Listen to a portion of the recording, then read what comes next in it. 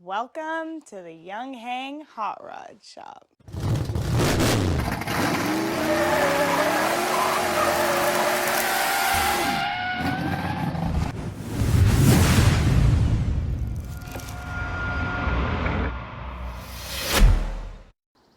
Welcome back to another episode of the Yong Heng Hot Rod Shop. I am delighted to have you join me on the quest to fill those PCP air guns we all love. Today, we're going to dive a bit deeper into the compressor I'm calling the Yong Heng Killer. And now it has taken over much of my PCP filling needs. Before we get to that, I'd like to announce a new way to support the channel. You can always visit targetforge.net. We love helping you get the most enjoyment out of your trigger time. We are also adding Patreon to the mix as a way to help me provide you this content. You can find the link in the description below. Even $1 a month helps keeps the machine moving forward. For those in the know, we also do affiliate linking with Amazon.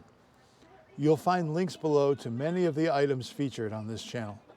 Know that I will only feature items I actually use and believe have value for you and me. I wouldn't have it any other way. Let's get to it. This little red compressor, the GX CP2, has been feeding my FX Crown GRS Mark II for months now.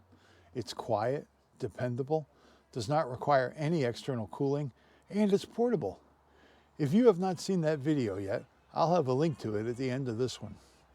Today, we're going to exploit that portability and make it truly useful in a bunch of different ways with a simple wiring change. I hate alligator clips. These inexpensive, rugged DC power pole connectors are rated for 40 amps at 12 volts DC.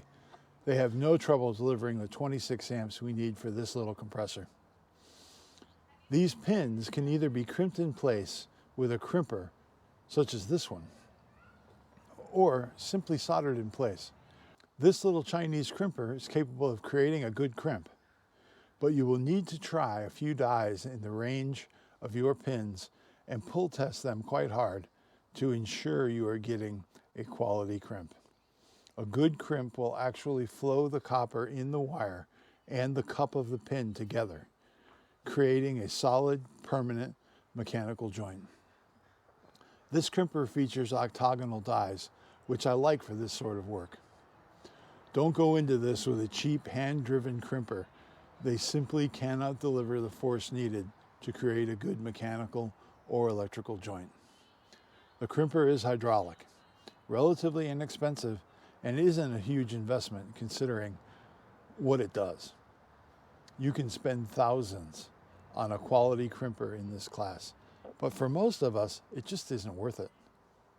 I use 8-gauge silicone jacketed cable, affiliate link below, along with the compressor, the crimper, the fuse blocks, the connectors, all of it has links. Fuses right at the battery are a must. Fuses protect the wiring, not the device. So fuse to match the wires. You can go smaller, but it will just limit you down the road. You're going to need some 8-gauge crimp lugs too, but be sure you match them to the battery studs in your application. Let's take a look at a solder and a crimp. Okay, so step one, we're going to strip this silicone jacketed 8-gauge wire. When you use a regular crimper like this, don't go all the way down to the copper. Just kind of squeeze in a little bit, cut that silicone, turn it 90 degrees and do it again, and then just bend it. And if you didn't go quite deep enough, go just a little bit more. You really don't want to nick the copper. If you pull off a bunch of copper strands, you know you cut too deep.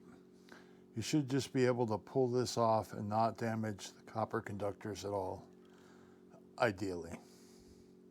Next up, we're going to need to get a lot of heat into this copper wire. I've also taken my lighter electronics solder, which I like to use for this kind of work, just because I know the rosin that's in this won't really corrode the copper if I don't get it all off. Also, I've had to like wind this up a couple times to get enough thickness to matter for this heavy of a wire. But we're going to use a torch on this because I don't actually have an iron big enough to handle 8-gauge wire. And this torch puts out quite a bit of heat. But even a small handheld propane torch will do fine.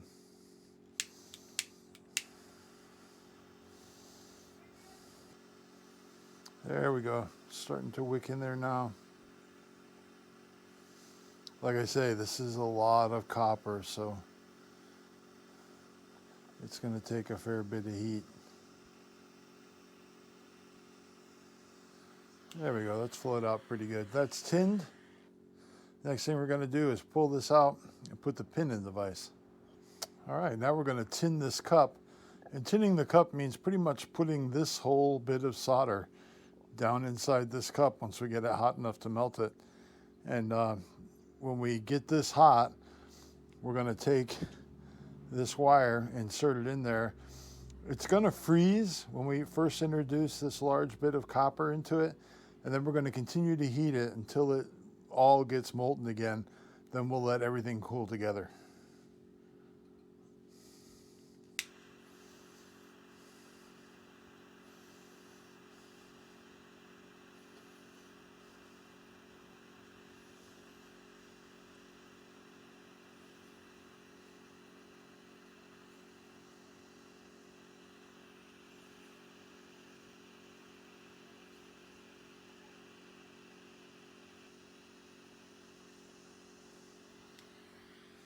That's it. All right. As you can see, this is our Chinese hydraulic crimper, one that's in the Amazon links below. And it goes from a really, really small number 4 set of dies all the way up to a gargantuan 70. Obviously, neither one of those will do us much good. Pretty sure these ones that are in my jaws already, the number 10s, are what we want. So we're going to take the pin, we're going to close the valve on the cylinder.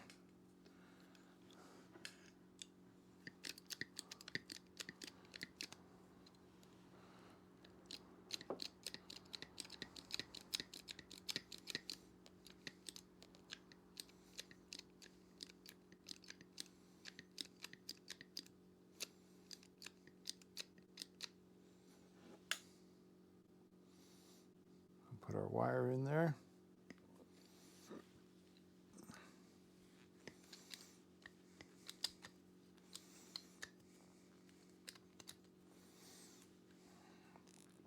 I bring them down pretty tight, back off just a little bit, and then I turn it.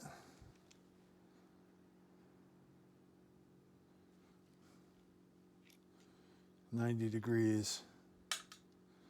Go back in and squeeze it one more time.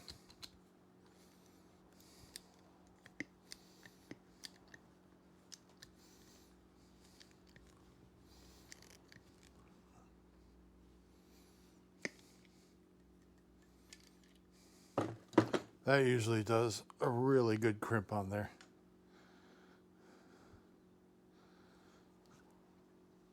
I am yanking really hard on that and it's not going anywhere. Anyway, that's the 2 different joints. We got a soldered one and a crimped one.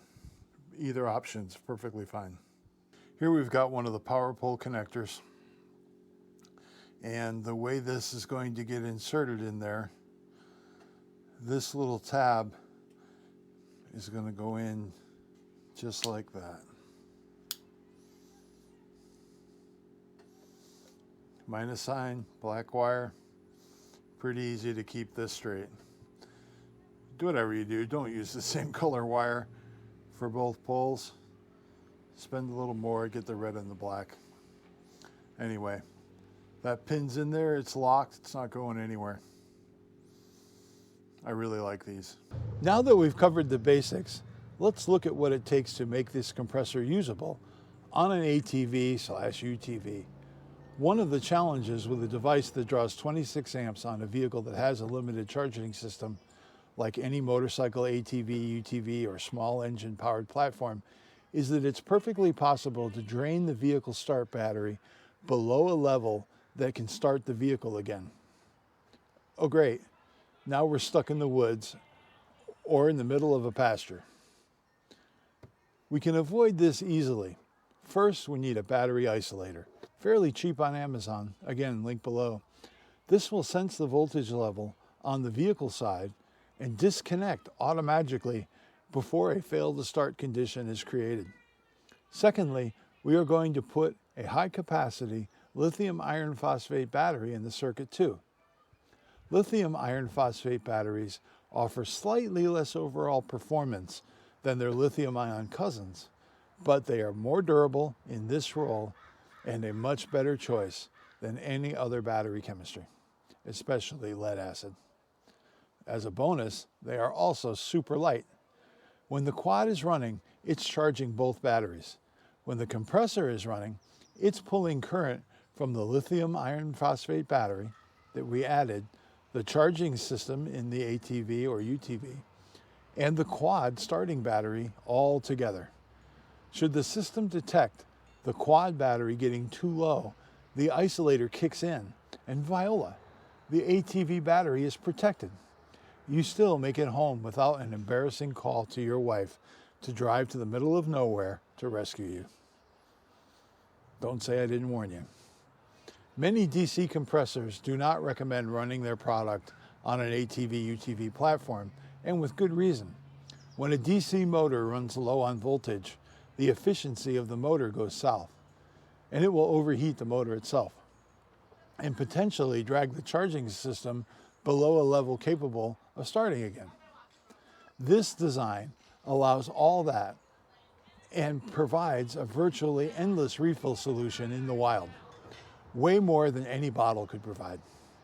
As gun fill pressures rise, and they are, you end up with less and less fills out of that bottle. Keep that in mind. Let's go ahead and install this battery isolator on this 2019 Honda Rancher and wire an outlet in the trunk. With the isolation system installed, let's kick it up a notch and add a quick toolless mounting plate for the compressor, a nice PCP, and a lithium iron phosphate battery. Pretty nice, huh?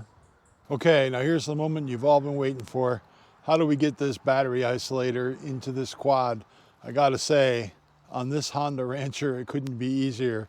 All we've really got to do is pop this seat off right here, set it out of the way, and pull off this access cowl, and everything we need is right there.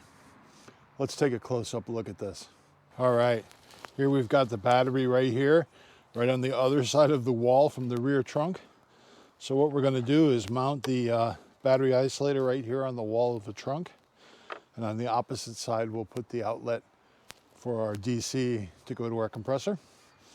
But this simple little battery isolator will prevent us from dragging this start battery down to the point where it can't start the quad, so it'll protect it. So just to be clear, this battery isolator kit comes with some really nice heavy wire, some battery terminals, a bunch of connections.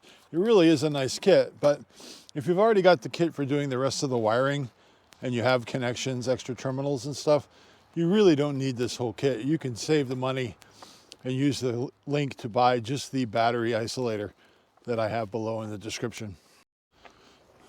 First thing I'm going to do is mount this mounting plate for the battery isolator. I'm going to use these two short screws out of this kit. If you look at the battery isolator, the two long screws go through these holes.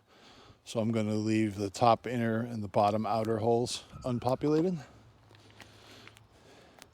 and put these screws in the other two.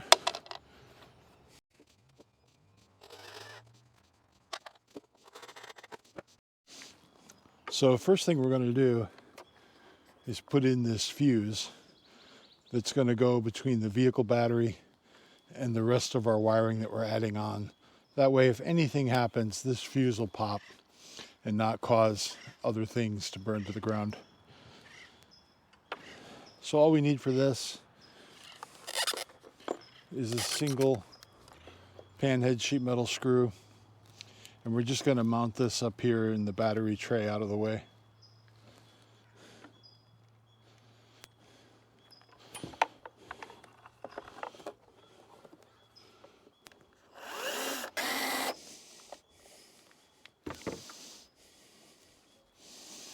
This wire is going to pop right through here, and this one is going to go right to the positive terminal.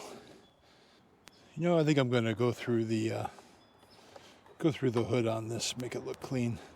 Be careful, because you are on the negative terminal here. I mean the positive terminal, and this rack is very likely at ground, so be careful. Or disconnect both ends of the battery and be really smart. There. I think that'll look better.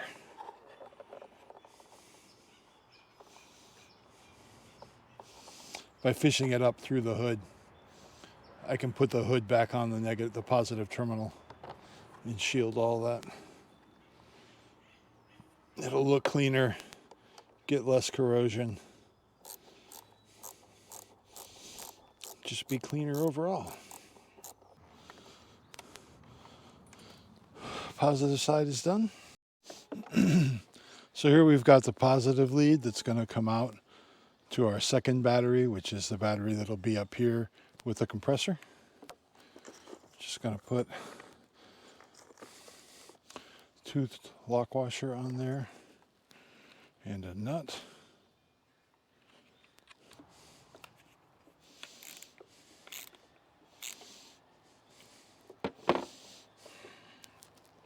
The next one will be this guy that I've still got to cut and crimp, but I wanted to get the length just right so that it wasn't all bunched up.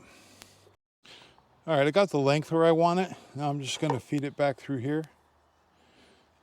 I pulled the fuse out of the fuse holder, so this isn't live. And then I'm going to crimp this terminal on here.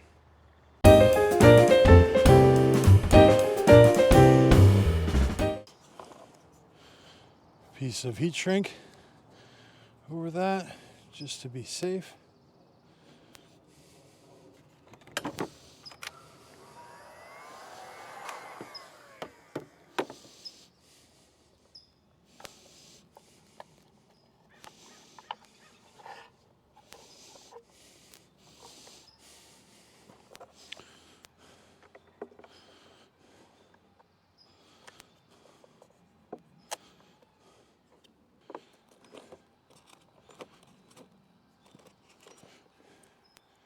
You get another internal tooth washer.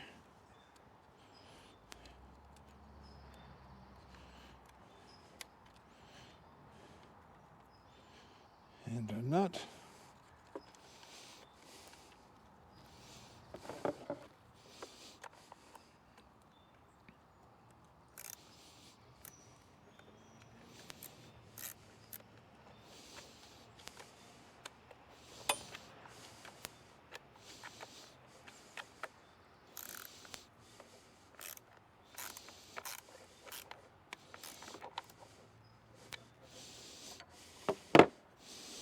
Okay, so the astute observer would notice we've got two wires here. This yellow one is what they consider an override, and it is a way to force this relay to close even though it detects an override condition. And that can be useful if you've had a battery failure or the battery's too low and it won't start the vehicle and you want to enable the secondary battery into the circuit. You can do that with this override. You can also force the connection if you just don't care what happens to the start battery in the quad. I'm going to leave it disconnected but coiled up inside the back of here with the stripped end left on. No bare wires. Because I don't know, I don't see me needing that in this application. So I'm not going to worry about it. But I am going to bring this ground wire out because that is important.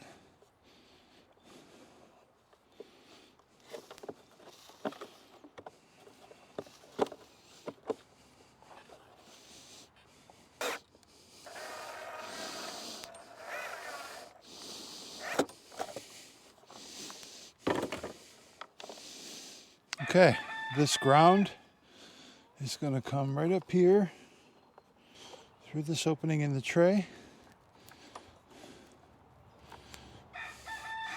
and go right to the negative post.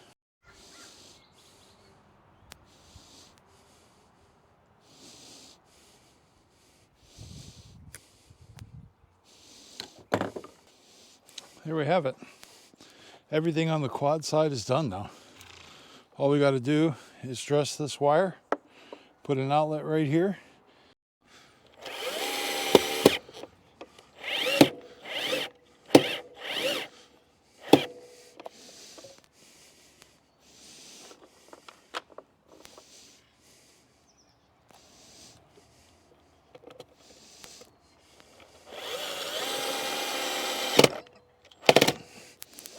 The one thing I forgot was this ground wire that allows this system to share the same ground as the quad.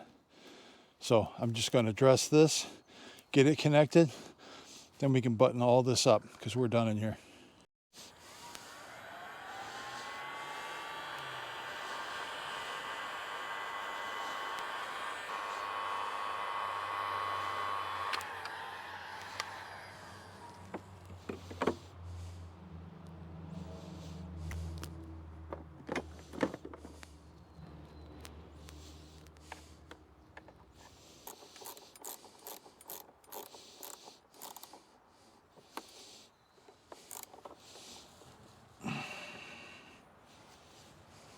All right, here we go.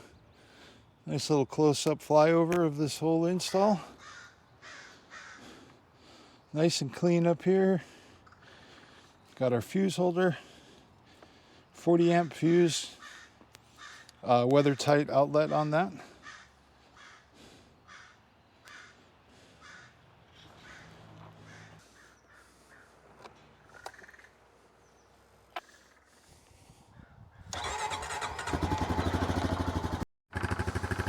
Not sure how this audio is going to come out with the quad running, but I just want to make sure that we've got voltage back here on this connection.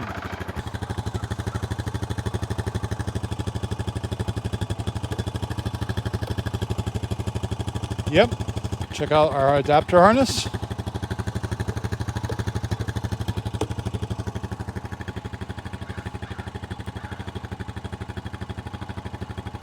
Yep.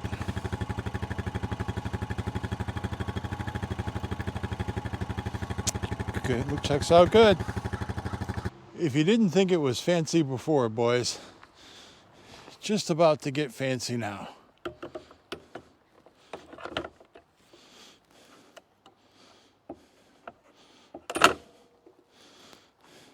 With these 4 knobs, this plate clamps to the rear tray, holds our battery, holds the compressor, and my crown right here. Makes filling a snap, got all the power we need.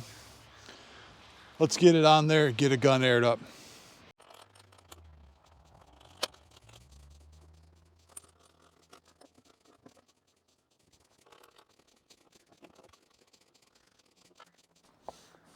So this lead, notice it's got 2 heads on it.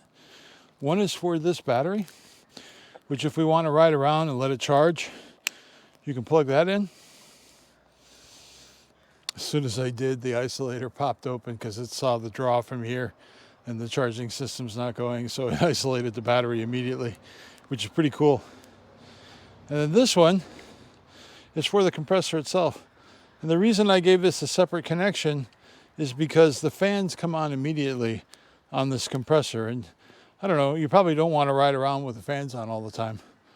So I left the compressor so that it could be unplugged.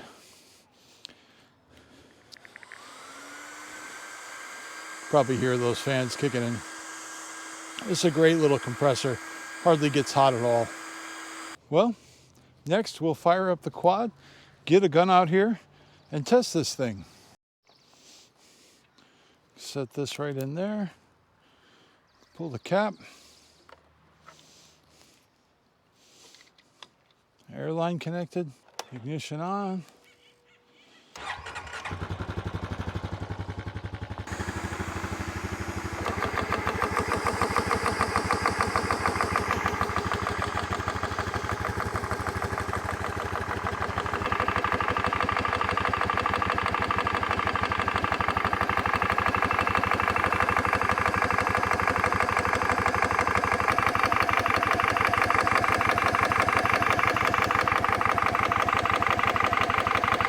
Almost at 250.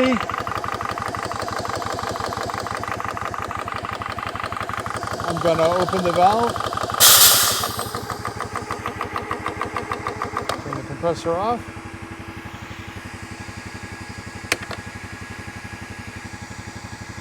And that's it. We're ready to go.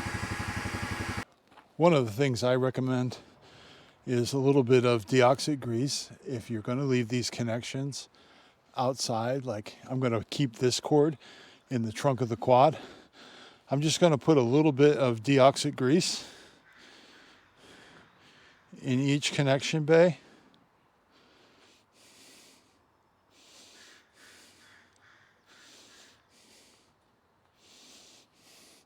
That way, as the connections cycle back and forth, they'll lubricate each other and keep them from getting corroded. But if you're going to keep them out in the weather, I do strongly recommend that you use these hoods. But these hoods keep a lot of dust and debris and grit from getting in those greased connections. If you're not going to use these hoods and you're going to keep them outside, I would recommend that you do not grease them, because